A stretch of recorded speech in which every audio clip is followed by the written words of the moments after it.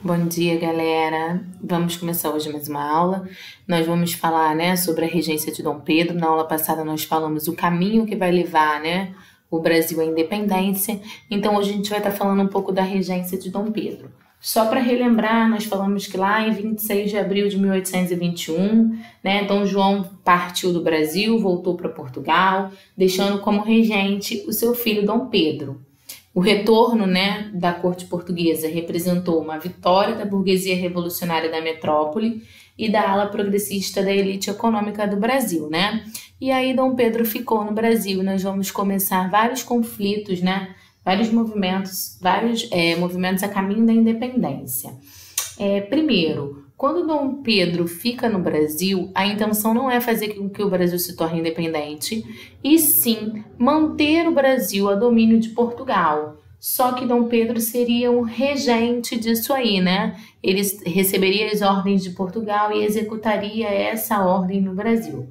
Só que várias medidas, começaram a manifestar o intuito da independência, a vontade da independência, que estava começando a ocorrer nos primeiros centros urbanos brasileiros, O regente passou a ser apoiado pelos brasileiros, sob a liderança lá de José Bonifácio, que entendia que ele, Dom Pedro, era o único capaz de promover essa separação entre Portugal, sem que houvesse grandes traumas e grandes batalhas.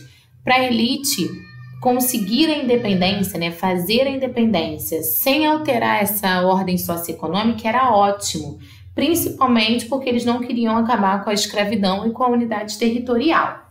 Então, quando Dom João volta para Lisboa, Dom Pedro fica como regente e ele é a autoridade central para controlar todas as províncias. Só que Dom João ele vai levar para Portugal todo o dinheiro arrecadado no Brasil, todas as reservas dos cofres reais, o que vai deixar a gente, os brasileiros, o Brasil, enfraquecido economicamente para a administração de Dom Pedro.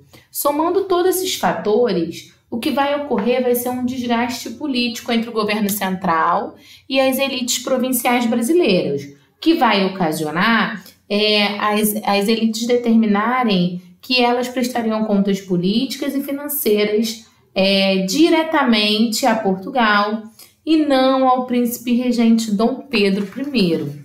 Então, todos esses movimentos faz com que Dom Pedro comece a perceber que o melhor caminho, seria ele ficar no Brasil e ele conseguir a independência.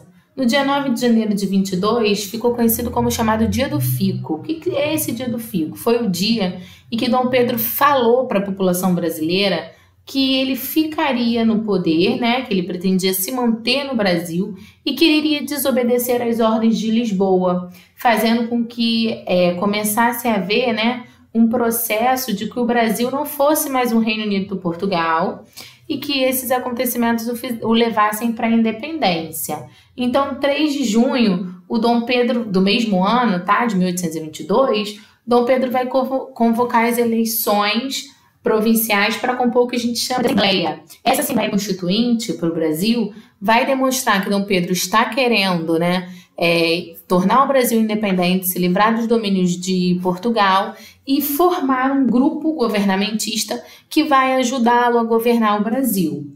Em 7 de setembro de 1822, Dom Pedro decide proclamar a independência do Brasil, representando a vitória dos chamados grupos moderados. O Brasil vai tornar-se uma única colônia, independente da América Portuguesa, que vai ter um governo monárquico e um imperador. E Dom Pedro I mantém a unidade territorial e a escravidão. Por isso que a gente diz que mesmo com Dom Pedro I estando no poder, não existem grandes e significativas mudanças, na sociedade, mesmo ele já tendo assumido. Porque quando a gente fala de independência, a gente pensa, num período de grande mudança.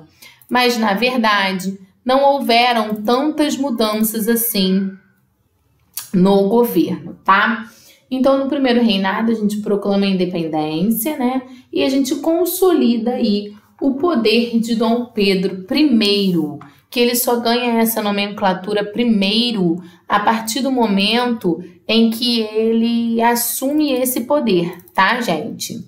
E aí nós vamos ter o início de uma formação de uma Assembleia Constituinte.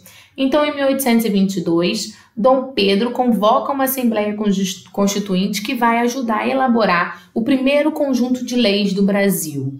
E existem dois grandes partidos, né? Existe uma divisão de partidos nisso aí. O Partido Brasileiro ele vai se dividir em dois blocos, os deputados conservadores e os deputados liberais. Os deputados conservadores eles vão defender a centralização política, oferecer amplos poderes para os imperadores, eles vão pregar o direito a voto, né, somente aos homens que tivessem dinheiro. Com isso, eles pretendiam o quê? Manter o povo, né, excluído desse direito político e favorecer a elite. Em contrapartida, a gente tem os deputados liberais, que vão defender a limitação do poder do imperador, uma maior autonomia das províncias, a extensão do direito a voto às parcelas mais amplas. E é claro, gente, que com o perfil de Dom Pedro I, que era um perfil autoritário, ele vai acabar sendo influenciado pelos os deputados do Partido Brasileiro a defender o projeto constitucional no qual os poderes do imperador seriam ilimitados, né? É óbvio. Então, com isso, a gente cria, né, o que a gente chama de poder executivo, legislativo, judiciário e poder moderador. Então, nessa época, ele vai governar com uma junta, porém, o poder mais importante, o poder exclusivo do imperador, que se sobrepunha a qualquer outro poder, era o poder moderador. Então, a gente vai ter essa nova Constituição, né, que vai se basear, vai definir as seguintes regras.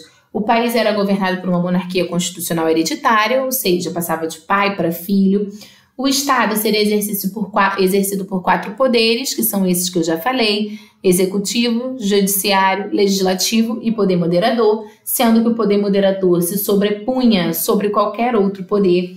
As eleições, os critérios de voto, né, que estabeleciam os eleitores, era através de renda, só votava quem tinha uma renda superior a 100 mil réis. Era necessário ter rendimento superior a 400 mil réis para se candidatar à Câmara. Então a gente consegue perceber, né, que a gente continua mantendo uma elite no Brasil. E o poder, essa Constituição de 24, era um modelo extremamente centralizador, que vai restringir às elites políticas o acesso ao Estado. Então só vai participar desse aparelhado do Estado, né, as chamadas elites políticas. Então, por isso a gente diz que ainda continua havendo no Brasil a questão da elitização. Vai acontecer o que a gente chama de Confederação do Equador. Essa postura autoritária do imperador vai encontrar, claro, vários adversários políticos, né, nas cidades brasileiras. A importante revolta contra Dom Pedro é conhecida como a Confederação do Equador, que teve início lá em Pernambuco em 1824. Pernambuco vai ampliar essa Revolução Pernambucana de 1817, que a gente falou no outro vídeo, que foi, né, apesar de ser sufocada pelo período joanino, a Revolução Pernambucana mostrou que os ideais liberais e republicanos já haviam impregnado boa parte da elite pernambucana, ou seja, eles não queriam mais viver pertencendo, né, tendo que prestar favores a uma elite. Então eles eram contra esse perfil autoritário, centralizador da monarquia, eles eram contra esse texto constitucional de 1824, né? Eles queriam um ideal republicano amplo, no qual todos pudessem participar, uma junta governamentista, né, que se unisse a favor do povo. Então tudo isso deu ao movimento que a gente chama de Confederação do Equador.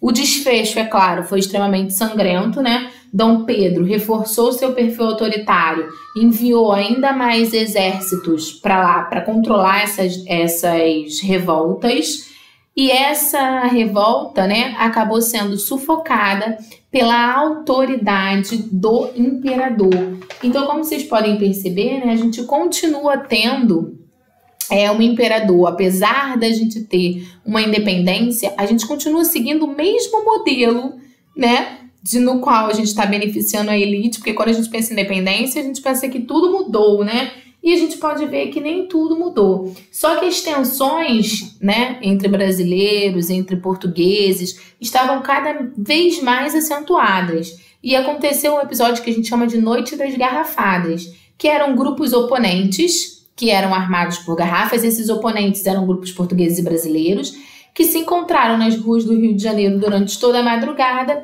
e começaram a fazer isso que a gente chama de Noite das Garrafadas, tá? O que acontecia? Como Dom Pedro I tinha apenas 2 caminhos, ficar no Brasil ou tentar resolver uma crise constitucional que se espalhou diante de várias revoltas no seu governo, né?